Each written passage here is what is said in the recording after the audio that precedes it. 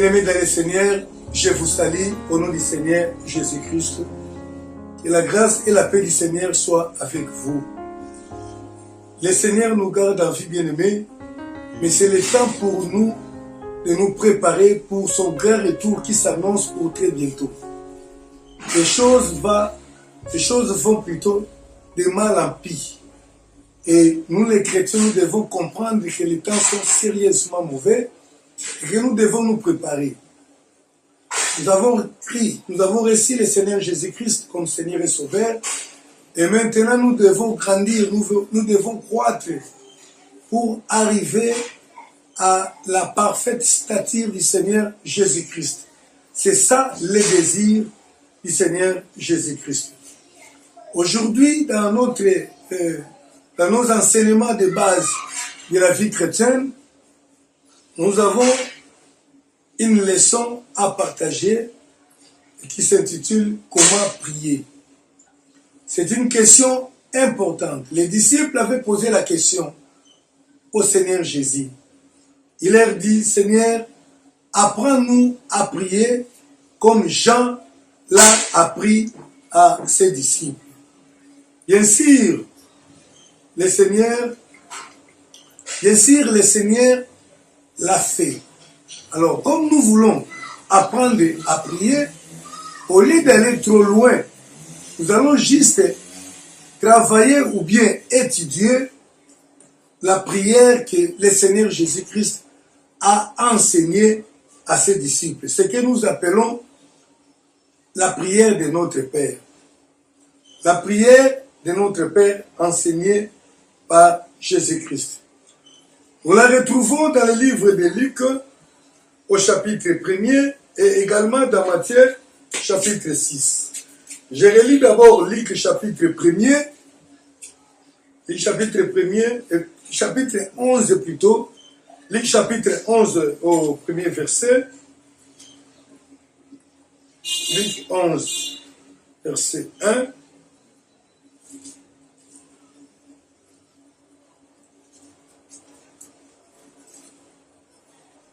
Jésus priait un jour à un certain lieu. Lorsqu'il y achevait, un de ses disciples lui dit, « Seigneur, enseigne-nous à prier comme Jean l'a enseigné à ses disciples. » C'était une demande parfaite des disciples auprès du Seigneur, qu'ils soient enseignés, qu'ils comprennent comment prier. Donc les disciples savaient déjà l'importance de la prière. Ils savaient que par la prière, ils vont obtenir toutes choses. La puissance pour le ministère, la victoire sur le péché, sur la tentation. Et ils savaient que pour tous les besoins de la terre, il faut prier. Mais ils ne savaient pas comment prier. Bien-aimés, la prière, ça s'apprend. La bonne prière, ça s'apprend. Et Christ a montré à ses disciples comment prier. C'est ce que nous appelons la prière de notre Père. Malheureusement, beaucoup de gens en ont fait une récitation. Laisse-moi vous dire, bien-aimés, ce n'est pas une récitation. Je dirais même que c'est une méthodologie. C'est un schéma que le Seigneur a donné à ses disciples pour que nous sachions comment prier. Mais certaines personnes l'ont pris comme une récitation. Ce n'est pas normal, bien-aimé, que cette prière de notre Père soit considérée comme une récitation. N'est-ce pas, nous vous avons dit ici que la prière est un dialogue. Dans un dialogue, il y a deux personnes qui se parlent. Voilà. L'une parle, l'autre écoute. Et après, l'autre parlera pour que l'autre, enfin, puisse écouter. Donc, c'est une interaction. La prière n'est pas un monologue où une personne va parler seule. Mais une personne qui parle et qui attend aussi la réponse de l'autre. La prière a pour source le cœur de l'homme. Alors, si nous allons nous mettre à réciter cette prière de notre Père, alors, il y aura un problème. Parce que nous allons commencer à parler des choses qui ne nous viennent pas du cœur. Nous allons parler des choses qui ne nous viennent pas du cœur, mais qui nous ont été dictées, qui nous ont été dictées dans la Bible. Alors que dans cette prière-là, nous n'allons pas retrouver tout ce dont nous avons besoin. Parce que la Bible dit que ne vous inquiétez de rien dans tous vos besoins. Présente vos prières à Dieu, votre besoin à Dieu par des prières et des supplications. Maintenant, si j'ai un besoin spécifique qui n'a pas été notifié dans ce texte que nous appelons la prière de notre Père, alors je serai bloqué. Donc, je suis en train de dire que la prière de notre Père n'est pas une récitation. Je dirais que c'est un schéma, c'est une méthodologie. C'est la façon dont le Seigneur a voulu que nous prions à chaque fois que nous viendrons devant lui. Voilà pourquoi nous allons étudier cette prière que nous appelons communément la prière de notre Père. Nous allons l'étudier dans Matthieu chapitre 6, à partir du verset 9. Je lis au nom du Seigneur Jésus-Christ. Voici donc comment vous devez prier. Notre Père qui es aux cieux, que ton nom soit sanctifié, que ton règne vienne, que ta volonté soit faite sur la terre comme au ciel. Donne-nous aujourd'hui notre pain quotidien. Pardonne-nous nos offenses, comme nous pardonnons aussi à ceux qui nous ont offensés. Ne nous induis pas en tentation, mais délivre-nous du malin, car c'est à toi qu'appartiennent dans tous les siècles les règnes, la puissance et la gloire. Amen. Là, je lis les textes en entier. Je ne peux pas dire qu'en lisant comme ça, j'ai prié et que cela suffit. Non. Et je me demande, parce que la Bible dit parfois le Seigneur passait toute une heure dans la prière. Il passait parfois toute une nuit dans la prière. Je me demande, si ça ne peut être que ça, donc ça sera une récitation comme les catholiques font avec des chapelets. Non, c'est pas ça. C'est pas ça. Mais on peut prier pendant 1 heure, pendant 2 heures, pendant 5 heures, selon que l'inspiration nous pousse devant le Seigneur, sans pour autant faire des redites. Parce que les redites, le Seigneur lui-même les refuse, les redites. Mais quelqu'un qui commence à répéter ça, ça sera des redites et des paroles vaines. La prière de notre Père. Pourquoi nous l'appelons notre Père? Parce que Christ a dit, voici comment vous devez prier. Dites, notre Père qui est dans les cieux, qui est au ciel. J'aimerais que nous comprenions d'abord, bien aimés, que la prière, telle que le Seigneur nous l'enseigne, telle que la Bible nous montre, n'est pas quelque chose à offrir, à octroyer à n'importe qui. La prière, c'est bien un dialogue entre l'homme et son Dieu. Et ce n'est pas tout homme, mais la prière est donnée à la personne qui est reconnue comme étant enfant de Dieu. Parce qu'il doit dire Père. Comme Jésus-Christ disait, il appelait dans leur langue Abba, signifie Père. Donc il y a d'abord un problème de relation.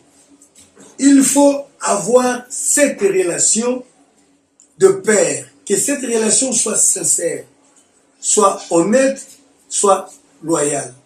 C'est-à-dire, je ne peux pas appeler quelqu'un Père et ne pas vivre cette relation de paternité, cette relation de père et de fils entre moi et lui. Qu'est-ce que nous dit la Bible? Dans Malachie, chapitre 1er, au verset 6, la Bible dit ceci. Malachie 1, 6, le Seigneur dit ceci. Un fils honore son père et un serviteur son maître. Si je suis père, Où est l'honneur qui me dit. Alléluia. Donc la Bible nous montre déjà ce que doit être la relation de père et de fils. L'honneur. Honorer le père. Respecter le père. Honorer Dieu. Respecter Dieu, c'est respecter sa parole. Ce n'est pas vivre une vie de péché. Car le péché, c'est la désobéissance à la parole de Dieu. C'est l'obéissance de la désobéissance à la parole de Dieu. Donc je ne peux pas prétendre prier alors que je pêche continuellement. Alors que je vis une vie de péché. Je sais que le Seigneur n'aime pas ça. Et moi je vis à l'encontre de la parole du Seigneur. Et le soir, je me mets à prier. Non. Cela ne va pas tenir. Alors, quelle est l'attitude à prendre? D'abord, la Bible dit que l'enfant de Dieu ne pêche pas. Ne pratique pas le péché. Ne vit pas dans le péché. Lorsque quelqu'un pêche, et l'Esprit de Dieu qui est en nous te rappelle que ce que tu as fait n'est pas correct, à ce même moment-là, tu dois te repentir, demander pardon et abandonner la chose-là pour maintenir la relation avec Dieu. La Bible dit que ce n'est pas que l'oreille du Seigneur est bouchée pour ne pas nous entendre, Ésaïe 59. La Bible dit que ce n'est pas que son oreille est bouchée pour ne pas nous entendre, ni que sa main est courte pour ne pas nous toucher, mais que ce sont nos fautes qui nous empêchent que le Seigneur nous écoute.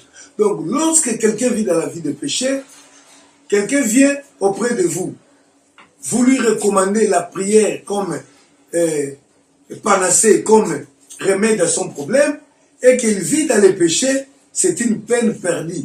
Il faut d'abord qu'il essaye un peu de recommencer, de reconstruire sa relation avec le Seigneur.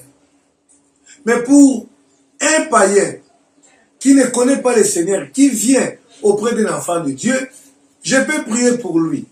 Mais bien sûr, avant de prier pour lui, je vais quand même lui montrer le Seigneur et essayer un peu de parler de Jésus, parce que c'est Jésus qui sauve, il faut qu'il accepte ce Jésus-là pour que je puisse prier pour lui. Mais nous sommes en train plus de parler de la prière individuelle, parce que tout enfant de Dieu doit parler continuellement à Dieu, et cela se passe par la prière. Je disais que il faut d'abord maintenir cette relation d'excellence, la relation père-fils, en honorant le Seigneur, en vivant loin du péché. C'est pourquoi tu peux dire dans ta prière avec aisance, avec certitude, tu es mon Père. Tu es mon Père. Voilà.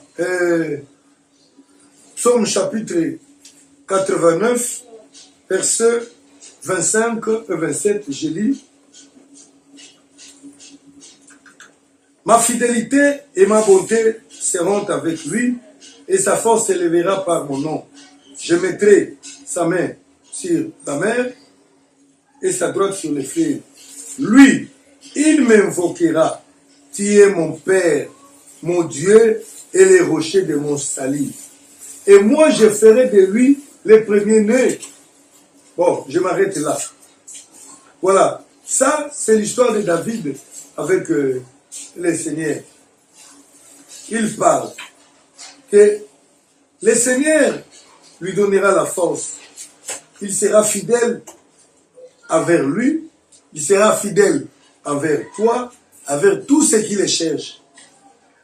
Et alors, tu l'invoqueras et tu diras, tu es mon Père.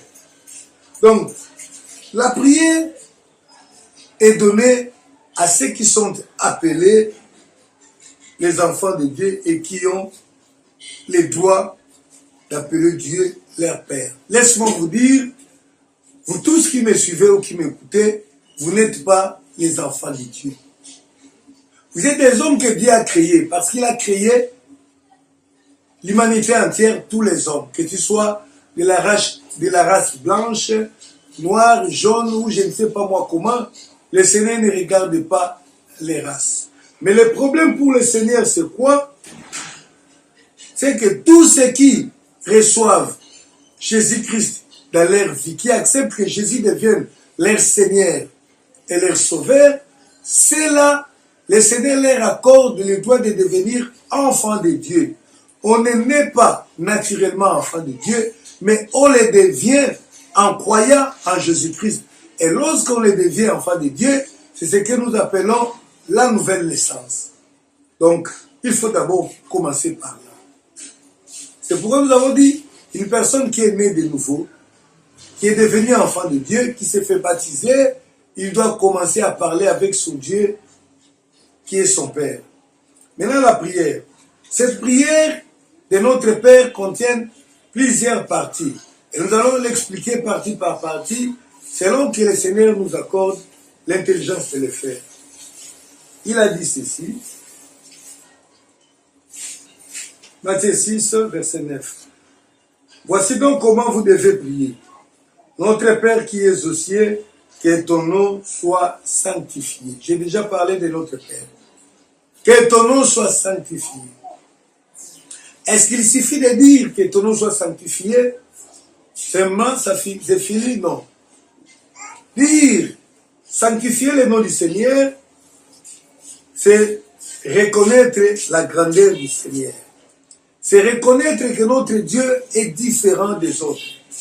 Reconnaître que Dieu est différent parmi d'autres par ses paroles. Par la parole de Dieu, par les actes, par tout ce qu'il fait. Ainsi, quand je sanctifie le Seigneur, le nom du Seigneur, je lui reconnais comme le Créateur. Nul autre ne peut créer comme lui. N'a créé comme lui, c'est lui le seul, l'unique Créateur des cieux et de la terre. Je le reconnais comme le Sauveur, je le reconnais comme le Tout-Puissant. Je suis en train de le sanctifier. Donc, dans mon cœur, je reconnais que Dieu est grand. Il est incomparable. Et je lui dois le respect que je ne peux devoir à une autre personne. Voilà. Donc, quand je sanctifie le Seigneur, je reconnais sa grandeur et je lui dois du respect en tant que tel. Si, dans le monde, par exemple dans l'armée, les subalternes savent comment s'allier, donner gloire à leur chef, c'est-à-dire que nous, devant Dieu, nous reconnaissons sa grandeur, nous lui donnons l'honneur qui lui est dit. Ça, c'est la deuxième partie. La première partie, nous avons parlé de la relation du Père et Fils. Et la deuxième, c'est que ton nom soit sanctifié. Que ton nom soit sanctifié, la prière continue, que ton règne vienne. Que ton règne vienne signifie quoi? Il ne suffit pas de dire que ton règne vienne. Que ton règne vienne signifie quoi? Il faut que moi, je désire voir le Seigneur régner. Le Seigneur Dieu régner. Parce qu'en principe, le Seigneur doit régner sur la terre comme il nous a promis. Or, le règne du Seigneur, c'est le règne qui nous donnera la paix. La paix tant recherchée aujourd'hui par le monde, par les hommes, par les organisations comme les Nations Unies, on n'aura pas. Le prince de la paix s'appelle Jésus-Christ. Alors, lorsque le règne du Seigneur arrive, il nous amène la paix, il nous amène la joie, il nous amène la justice. C'est le Seigneur qui va finir la misère, les souffrances du monde. C'est le Seigneur qui va, dans son règne, que nous aurons la véritable joie, où il n'y aura plus de malades, où il n'y aura plus de personnes qui souffriront de la famine, où il n'y aura plus de gens qui souffriront de l'injustice, parce que le règne du Seigneur sera le règne de justice. Et c'est ce que nous attendons. Donc nous devons le désirer et nous devons prier. Maintenant, comment prier pour demander que le règne du Seigneur vienne? Il convient que nous demandions le Saint-Esprit, parce que le Saint-Esprit, c'est même le règne du Seigneur. C'est par le Saint-Esprit que le Seigneur va régner dans ma vie. Donc, il faut que je demande que le Seigneur me donne le Saint-Esprit. Le Saint-Esprit, c'est le signe de la présence du Seigneur dans nos vies. Et c'est le signe que le Seigneur règne normalement dans nous.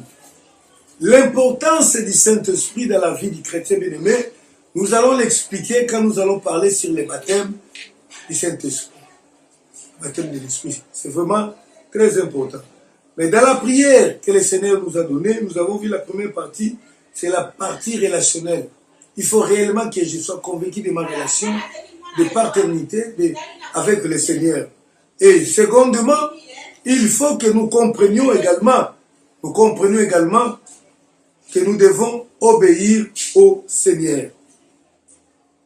Et la deuxième partie, nous avons parlé que le nom du Seigneur soit sanctifié. C'est reconnaître la grandeur du Seigneur par rapport à d'autres dieux, par rapport au roi de la terre, les dire, les reconnaître et puis les confesser de ta bouche. Et cela va nous inspirer le respect. Que ton règne vienne, cela consiste à prier, à demander que le règne du Seigneur vienne sur la terre en commençant par ta vie. Cela consiste à demander d'être rempli du Saint-Esprit. Car c'est le Saint-Esprit en nous qui manifeste le règne plutôt du Seigneur dans notre vie. Que ta volonté soit faite sur la terre comme au ciel. Ici, cela nous montre quelque chose. Que ta volonté soit faite sur la terre comme au ciel, cela nous amène à prier pour demander que la volonté du Seigneur s'accomplisse dans nos vies. Bien-aimé, lorsque j'accepte que le Seigneur s'accomplisse sa volonté, je dois être prêt à me soumettre à la volonté de Dieu. Se soumettre à la volonté de Dieu, c'est se soumettre à sa parole, c'est obéir à tout ce que le Seigneur nous demande dans sa parole. Il faut demander que la volonté de Dieu s'accomplisse dans ta vie. Car la Bible nous dit que le Seigneur connaît les projets merveilleux qu'il élabore pour nous, pour tous ses enfants. Ce ne sont pas les projets de malheur, mais ce sont les projets de paix et de bonheur. Alors nous devons désirer ces projets. Nous devons aussi être prêts à accepter la volonté du Seigneur.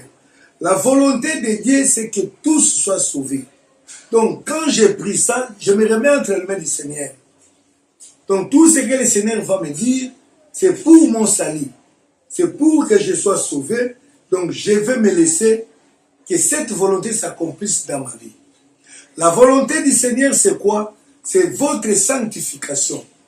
Lorsque je confesse dans ma bouche, Seigneur, que ta volonté s'accomplisse dans ma vie, c'est que je voudrais vivre une vie de sanctification. Selon Éphésiens, chapitre 1er, verset 4, Éphésiens, plutôt, veuillez m'excuser, 1 Thessaloniciens, chapitre 4, verset 3, la Bible dit ceci, 1 Thessaloniciens 4, 3,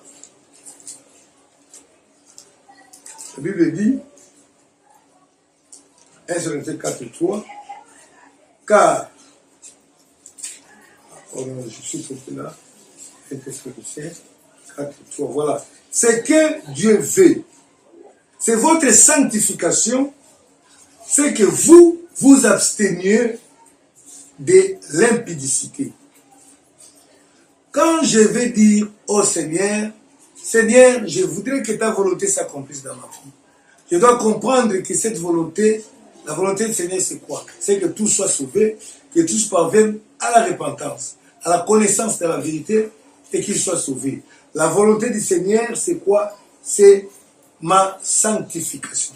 Donc, si je ne vis pas dans la sanctification, si je ne me soumets pas à la parole du Seigneur, je peux dire que ta volonté soit faite, ça ne sera pas une prière sincère, ça sera du mensonge. Or, le Seigneur sonde les cœurs, il voit les pensées de nos cœurs et il saura que nous ne sommes pas en train de prier, mais nous sommes en train de faire des aventures. Et ça sera une prière qui ne sera jamais exaucée.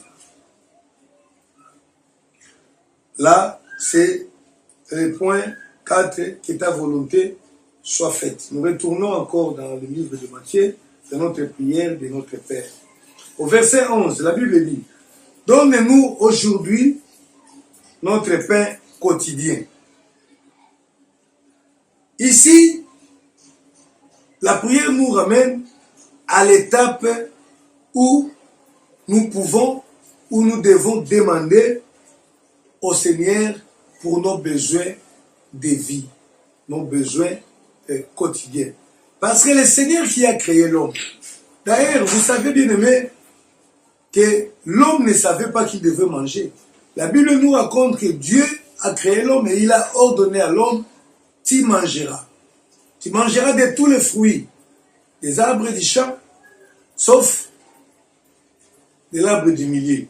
Ça, c'est autre chose. Mais je voulais juste faire comprendre que Dieu connaît que nous avons besoin de la nourriture. Il connaît aussi que nous avons besoin du vêtement. Il connaît tous nos soucis, tous nos besoins.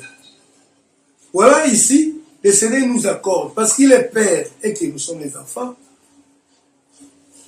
Le papa, le Père a la responsabilité de subvenir aux besoins vitaux de son enfant. Étant notre Père, c'est lui aussi qui va subvenir à tous nos besoins. Et il convient que nous puissions demander.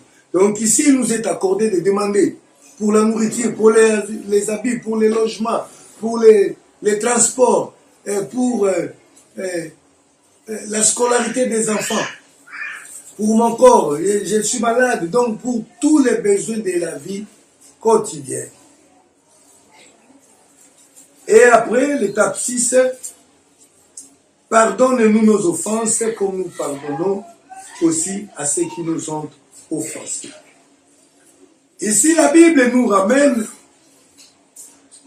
à un point important. Cette prière nous ramène à un point important qui consiste à demander pardon pour tous les péchés que nous avons commis. Vous savez bien aimé, comme je l'ai dit au commencement, qu'il y a une chose qui fait que la prière de beaucoup de gens ne trouve pas d'exaucement auprès de Dieu, c'est à cause du péché. Selon que dit la Bible dans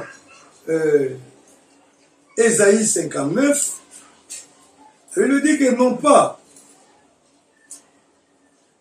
59.1, non, la main de l'Éternel n'est pas trop courte pour sauver, ni son oreille trop dure pour entendre.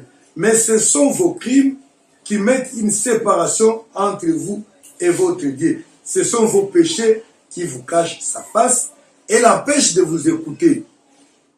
Donc, lorsqu'il y a le péché, la prière est bloquée.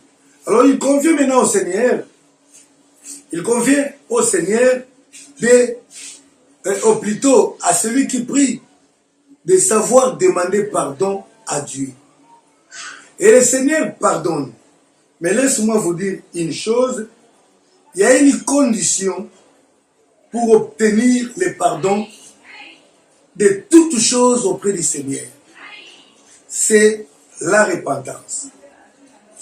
Lorsque nous demandons pardon à Dieu, nous devons admettre que nous avons péché. Ce n'est pas un pardon là léger par quelqu'un qui dit, comme on a l'habitude de dire à nos amis, à nos frères, si tu trouves que j'étais offensé, pardonne-moi. Non, tu dois reconnaître réellement que tu as péché. Si tu ne reconnais pas, sache que ton péché restera péché. Tu dois reconnaître que tu as péché, que tu es pécheur, et tu demandes pardon. Mais la condition il faut que tu abandonnes ton péché. Le péché là. Tu ne peux pas demander pardon, que Seigneur, j'ai volé, mais dans l'entretemps, tu détiens encore dans ta main l'objet du vol. Tu ne peux pas dire, Seigneur, pardonne-moi parce que j'ai commis l'impudicité, et tu entretiens la relation avec la personne avec qui tu as commis l'impudicité. Là, tu es bloqué. Ta prière ne peut pas trouver l'exaucement. Deuxièmement, le Seigneur dit encore, pardonne nos offenses comme nous pardonnons à ceux qui nous ont offensés. C'est-à-dire quoi? Le Seigneur reconnaît qu'étant sur la terre, nous les humains, nous avons l'habitude de nous offenser les uns les autres. C'est-à-dire, j'ai commis du tort à mon ami ou bien à mon frère, il faut que je lui pardonne avant que mon péché soit aussi pardonné. Donc c'est une condition très importante que nous ne pouvons pas oublier. Cette prière de notre Père nous montre comment prier, une méthodologie avec des éléments importants qui nous convient de faire, d'accomplir afin que nos prières soient exaucées. C'est ainsi le Seigneur dit, pardonne nos offenses comme nous pardonnons à ceux qui nous ont offensés. Parce que toi aussi, quelque part, tu as offensé quelqu'un. Et s'il t'arrive en tête que toi, tu as péché contre ton frère, et plutôt ton frère a péché contre toi, il faut que tu lui pardonnes. Quelle que soit la grandeur, quel que soit le poids, quels que soient les dommages que tu as subis, il faut pardonner. Quels que soient les problèmes. Bien-aimés, comprenez que la Bible nous dit le salaire du péché, c'est la mort. Il n'y a pas un petit péché. Le péché est péché. Mais, si toi, par exemple, quelqu'un qui a tué ton frère, ton père, ton parent, ou quelque chose de comme ça, et que tu n'arrives pas à lui pardonner, et toi, tu as menti, tu as prononcé une parole impie, que le Seigneur l'a considéré comme péché. Ton mensonge, tes paroles impies ne seront jamais pardonnées parce que toi, tu n'as pas pardonné. Vous voyez, ça semble, ton péché semble petit, mais l'autre péché semble grand. Tu es obligé de pardonner. Sinon, tu n'as pas la miséricorde. Or, la Bible dit, errez la personne à qui le Seigneur accorde la miséricorde. Si le Seigneur t'accorde la miséricorde, c'est qu'il t'ouvre la voie de son faveur, de sa grâce, de sa faveur, pour que tu reçoives la faveur de Dieu, et alors tu vas obtenir son secours. Mais si le Seigneur ne t'accorde pas sa miséricorde, donc tu es bloqué, tu ne peux pas espérer un quelconque secours de la part du Seigneur. Matthieu chapitre 18, verset 35 nous dit ceci. Matthieu 18, 35. C'est ainsi que mon Père Céleste vous traitera si chacun de vous ne pardonne pas à son frère de tout son cœur. Ici, le Seigneur a enseigné une parabole d'un serviteur impitoyable, d'une personne qui ne voulait pas pardonner son ami qui avait sa dette, alors que lui-même avait obtenu le pardon de son créancier. Il avait une grande dette de son créancier qui voulait l'arrêter.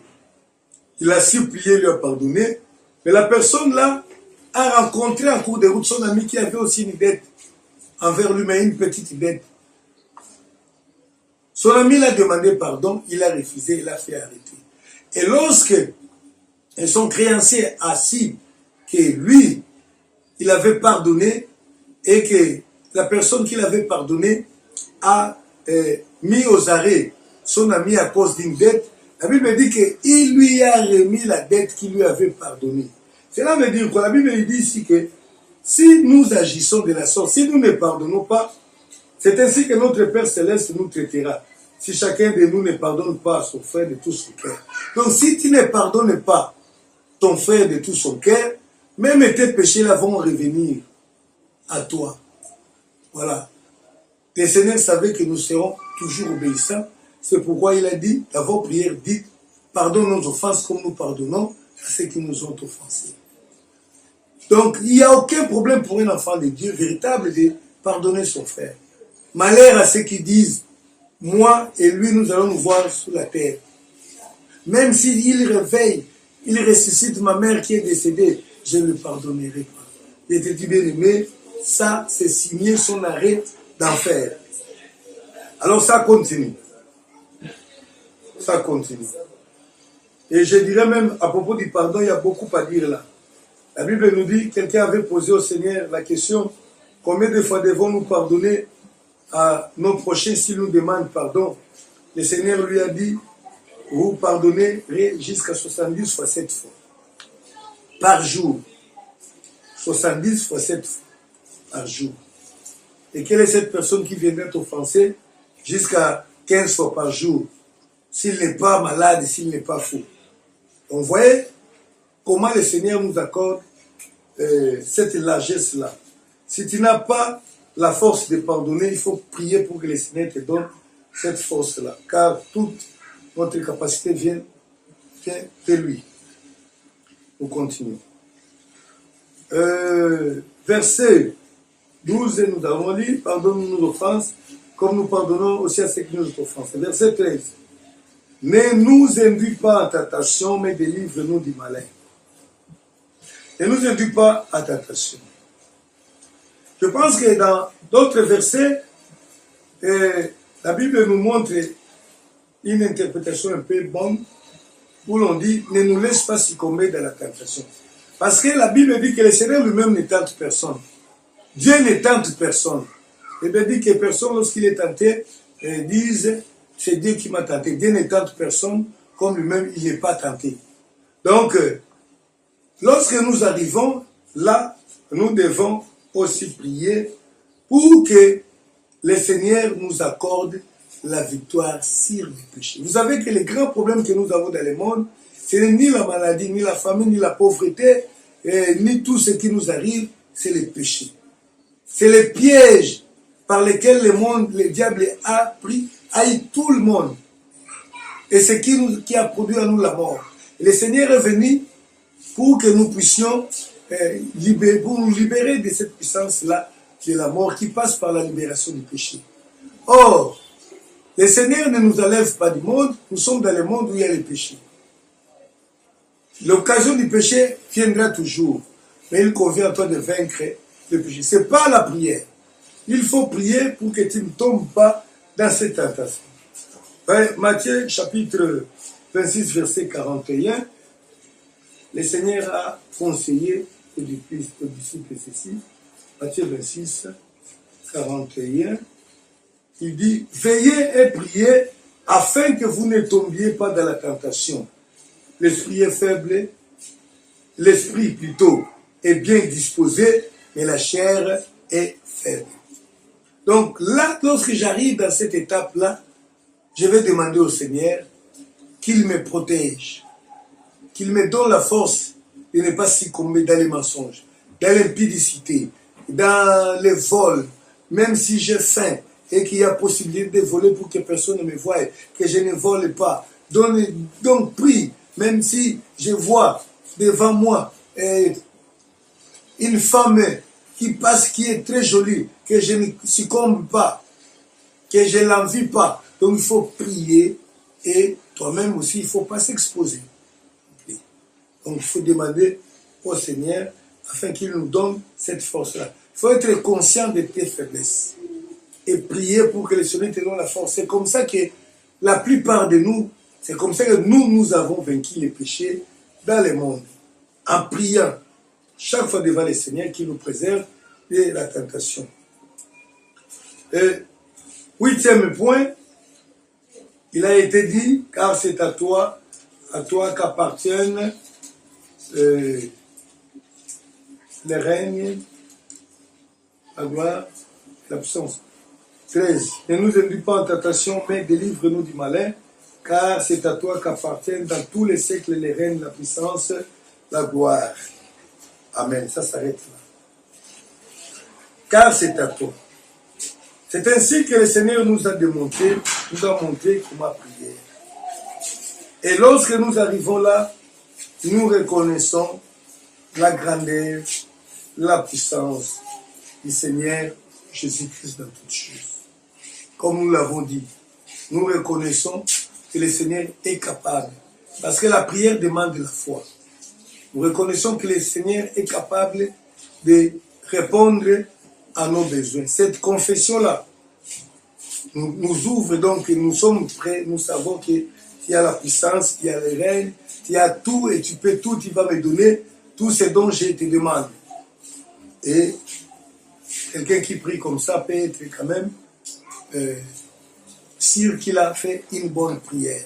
Donc je vais récapituler plus vite pour dire que la prière de notre Père, que le Seigneur a instruit, a donné aux disciples n'est pas une récitation à réciter comme ça, mais c'est une méthodologie, c'est une façon de prier qui convient.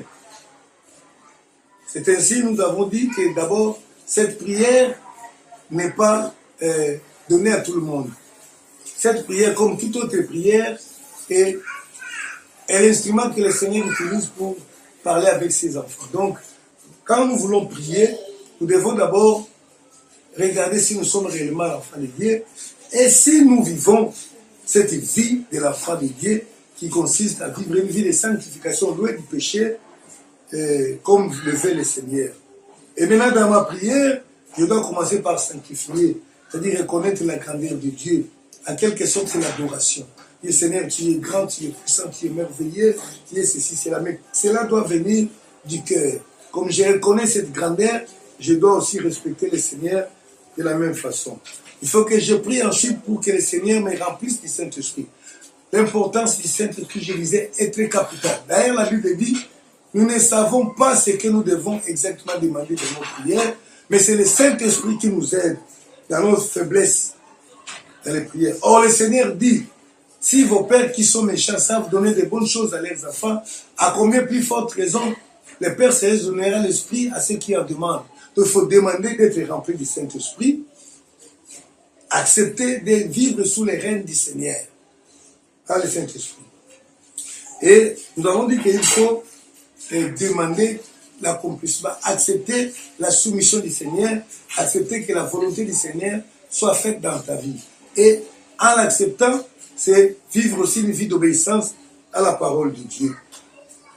Et nous avons dit que le cinquième point, c'était la prière, ou ce que je peux appeler la requête, la demande de tous les problèmes que nous avons. Demander la solution, que ce soit les problèmes de maladie, les problèmes de mon frère, les problèmes de celui-là, tous les problèmes que nous rencontrons dans le monde, c'est à ce moment-là que nous prions, nous demandons pour que le Seigneur nous soutienne, nous donne la réponse. Et nous avons relevé quelque chose d'important, les pardons. Parce que sans les pardons, nous ne pouvons pas vivre. Nous sommes des hommes qui vivent dans un monde de péché. Nous avons été sanctifiés par le Seigneur, mais il peut arriver que par erreur, nous péchons. Vous savez, la Bible dit que nous péchons de plusieurs manières. C'est toute la bouche qui parle beaucoup. Tu peux pécher en pensée, tu peux pécher en regardant des choses impies, et il faut toujours demander pardon à Dieu. Mais si tu es conscient que toi, tu as un problème avec un frère, donc un frère a un problème contre toi, il faut le lui pardonner, afin que tes péchés aussi soient pardonnés. Et enfin, nous avons dit, il faut prier pour tes faiblesses, afin que tu ne continues pas à vivre comme quelqu'un qui va tomber aujourd'hui pour se relever demain, et que tu vives une vie victorieuse du péché, car c'est ça la marque de l'enfant de Dieu, la vie victorieuse du péché. Voilà, si tu peux prier dans ce sens-là, tu peux dire « je prie bien ». Parce que les disciples ont demandé et le Seigneur leur a montré cette façon de prier. Il y en a plusieurs, mais du moins, pour ici, nous présentons ce que le Seigneur nous a montré et ça peut nous aider. Maintenant que nous avons prié, c'est nous qui avons parlé.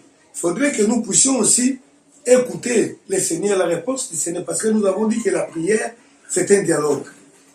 Et la leçon suivante, c'est là où nous allons enseigner la réponse à la prière. Donc, comment écouter Dieu. Que le Seigneur vous bénisse, bien-aimés. Exerce-toi la prière. Vous verrez, il y a plusieurs recommandations de la prière. Le Seigneur en fait tous les jours, à tout moment. Il dit, priez sans cesse. C'est la chose qu'on ne peut pas se passer. Et continuer à être enfant de Dieu. Priez sans cesse. Priez toujours. Et que le Seigneur vous bénisse, vous exauce. Restez branchés sur notre chaîne pour pouvoir continuer à suivre les enseignements de la Sainte Doctrine. Que le Seigneur vous bénisse.